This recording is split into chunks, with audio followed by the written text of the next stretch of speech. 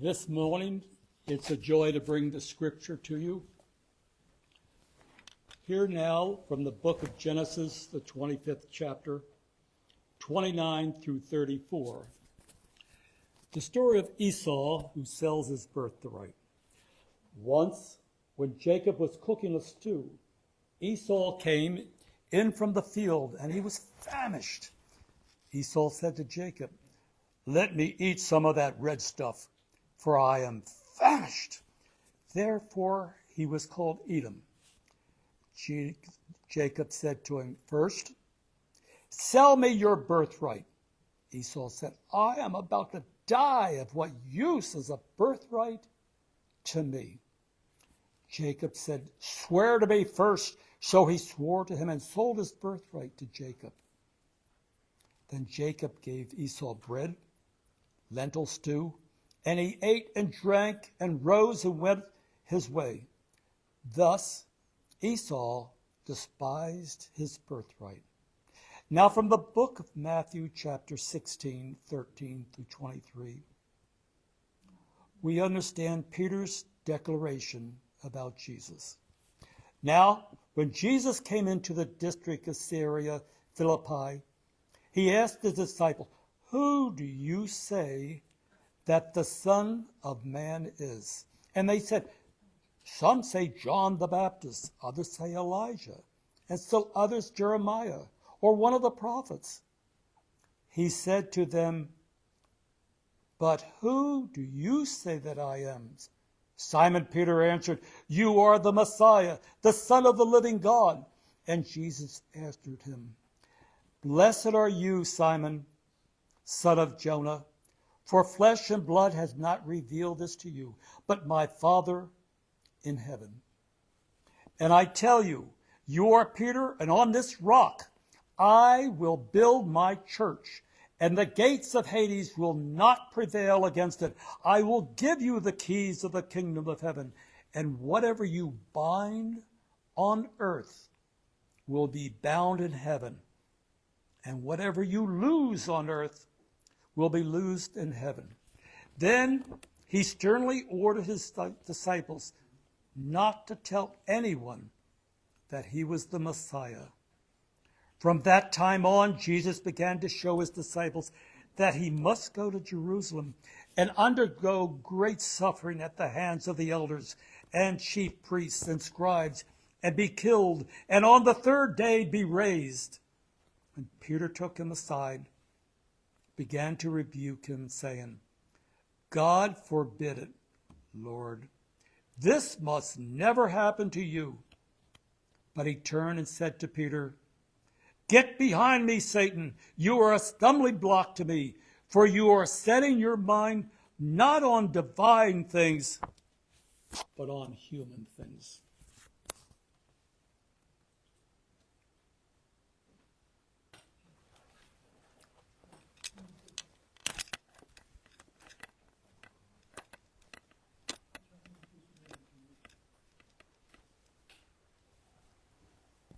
Thank you, Wesley. You're welcome. Before I get started, I just wanted to say what a blessing it was yesterday. We had 100 and somehow we had 129 on the little cards we passed out to get groceries, but we had actually, I'm told, 120 bags made. So somewhere the fishes turned into loaves and the loaves turned into baskets. But we gave out 107 turkeys / gift cards for pork butts and the bags, and we still had to turn people away, which was sad. But we can only do what we can do. And if we're doing good, we just need to keep doing good. And I wanted to thank Congregation Beth Shalom. They provided the turkeys, most of the turkeys. Congregation or Brandon Christian because they let us have that area to use to store the stuff and to distribute it, and also their Hispanic-speaking group that came out and helped with the translations. And we thank all of those and thank all of you as well for your donations and everything. We truly making a difference in our yes, making a difference, sharing God's love. Okay.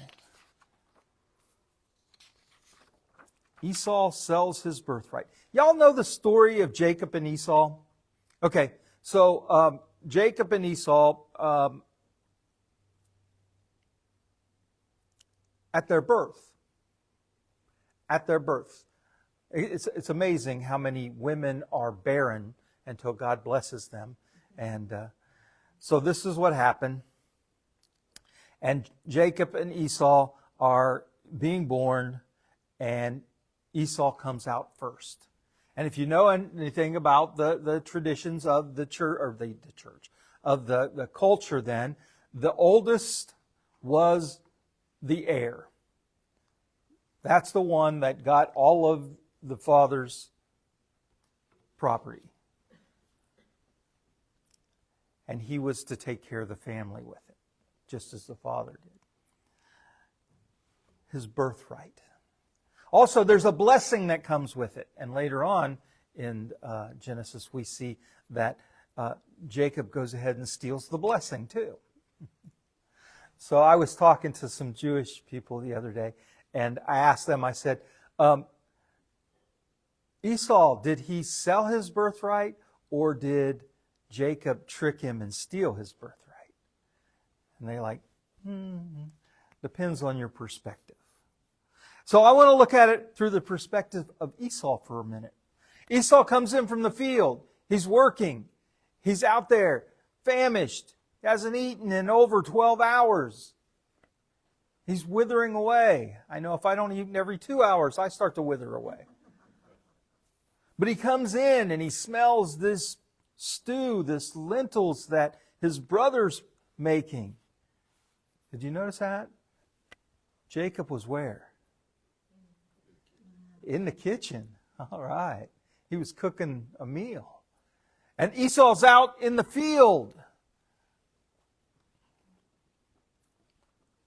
There's a certain person that does most of the cooking at our house. And what's that? What's on our refrigerator? It is Ed. On our refrigerator, I have a menu board. We got a little glass refrigerator so we can write on it with dry erase markers. And so I put up the menu for the whole week. And above that it says, Chez Ed's.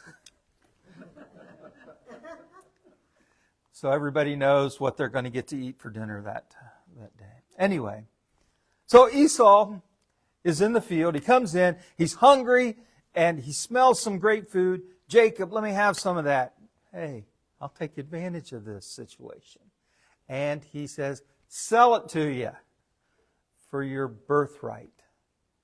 You ever been so focused on something, so desperate to have something to do, to have something done, or that you wanted, that you would give anything for it? You ever been there? You ever been there? Yeah. Credit card debt. I'll tell you what, when we used to come out of the field, when we were in the military, when we come out of the field, we would want some real food. I mean, we've been eating MREs and these military microwave, because the cooks, when they go to the field, they don't actually cook. They got all this stuff prepackaged and everything, and they just kind of heat it up. And we wanted real food. So the first thing we did when we come out of the field, we would go home and we would go out to eat, or we would ask for a nice meal from our families. Basically what Esau does. He comes out of the field and he's so hungry, and he gets this, and Jacob takes advantage of it. Selling your birthright for the now, for hunger, for a pair of clothes, a new car, a house that you want, anything that you can take and take everything and set it aside to get this one thing. And we didn't look to the future. He didn't look to what's going to happen. He just did this. And so when they come to the story where Jacob also gets his blessing, tricks his father into giving him his blessing instead of Esau, we see, oh yeah, but he already sold his birthright. See the difference there. Kind of reminds me of Star Wars. Of Darth Vader. Y'all know Darth Vader? Okay, you know Darth Vader, he wasn't always Darth Vader. At once he was Anakin Skywalker, right? And he's this little boy that was really strong in the Force, and Qui-Gon Jinn, the Jedi Master, sensed in him that he was the one. He was the one that was going to bring balance to the Force. And so he took him and he trained him. And what happened was, before he was actually trained, he was shipped off to go to war. And war changes people. And this little boy who wanted to be a Jedi was changed. And it come to the point where he fell in love and he had this woman in his life. But Jedis don't have women in their lives, or they don't have partners. But he kept it secret. And then when he himself sensed that she was in danger, that something in the future was possibly going to kill her, he made a choice. That was the most important thing in his life. And he made arrangements so that he could stop that from happening. That one thing that he sold everything for. He joined the dark side because he thought the dark side would allow him to save his wife, his secret wife. And we know where the story goes from there. Oh my goodness. Okay, so we're going to have movie night. We're going to watch all of the Star Wars movies. He turns into this evil person who hunts down other Jedis and tries to unalive them, as they say. Spoiler alert. Until he comes face to face with his own son, Luke Skywalker. Okay. And they battle. But the point is, he sold everything because he thought at that moment it was the best thing to do. He didn't really look to the future, look to what it was, and he sold everything and he joined the dark side. Kind of like Esau did. He was so hungry, he sold everything for that instant gratification. Peter. The story of Peter, how does this relate to what we just read about Esau? Peter comes to the Christ. And this is everybody points to this. Look at Peter. He's figured it out. He's figured out that Jesus is the Christ.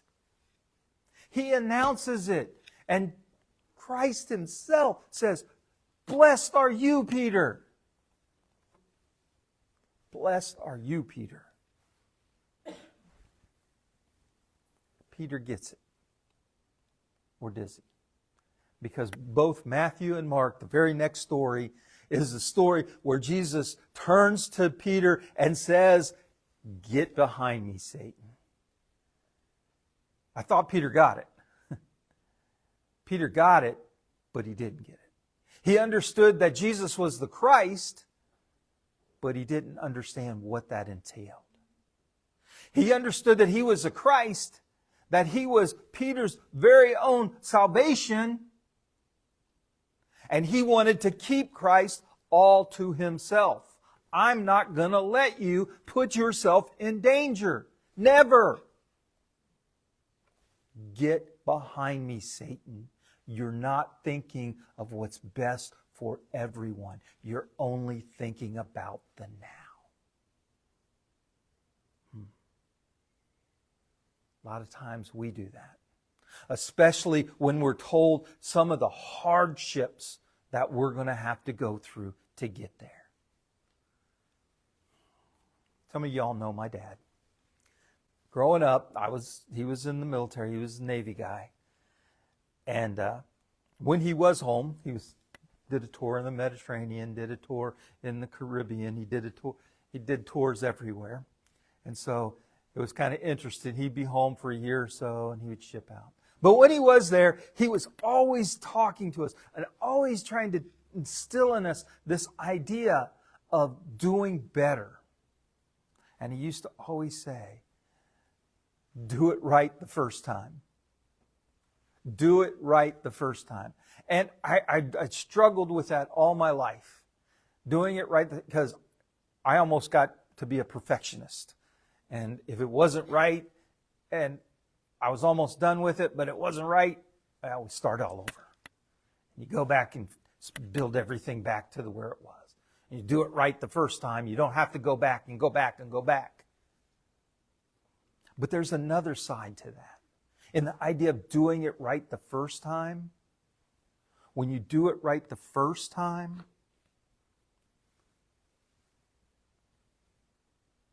you're doing it right. Even if you make a mistake doing it. Because if you make a mistake doing it, you learn from it. And you only learn from it if you're trying to do it right the first time. See, there's sometimes that you have a job you do. Come on, you know those jobs that you don't really want to do them, but they got to be done. And so you just do them. You don't necessarily have to do it right? It's just got to be done. What happens when you have supervisors and they come and they see that you just did the job? My dad had a term for that. You half did it.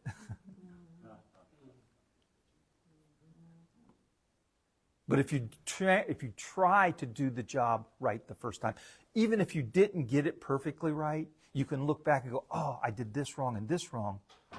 The next time, I'll do it better.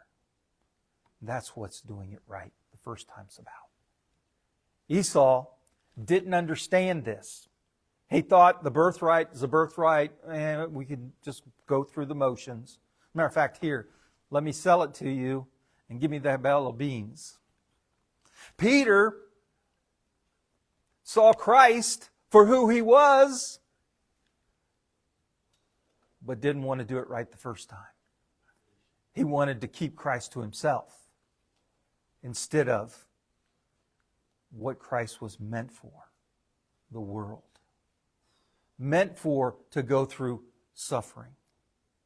Meant for, because a lot of times, if you don't struggle with it, if it comes easy, you don't learn something from it. Anybody ever done something the first time and did it perfect? I've never done this before. And you do it first front, and it come out perfect. It come out perfect. What the heck? No. But then what happens the second time when you try to do the same thing? Then it gets frustrating because why isn't it working this time? Because you didn't have to struggle the first time. You didn't have to come across some of the problems and solve them. So that when it happens again, you'll know what to do. See, that's trying to do things right the first time. Even if you mess up, you can always learn from it. And that's why Jesus had to rebuke Peter. because he thought he got it right the first time. You're the Christ. Woohoo! But what does that mean? What does that mean? And that's what I want you guys to struggle with. What does Christ mean in your life? Does it mean perfection? Does it mean you're going to heaven? Does it mean that you're saved? Does it mean you're part of a church? It should mean that you have this Spirit upon you, this desire to do what Christ did, to spread love and compassion, to give forgiveness for those who do wrong, even to you. Give them forgiveness, because in showing them forgiveness, it shows them the love. And spreading God's love is the most important thing. We might not do that right the first time, but if we truly, truly try to do it right, we'll learn from it and always do better. And love will always be spread. Amen?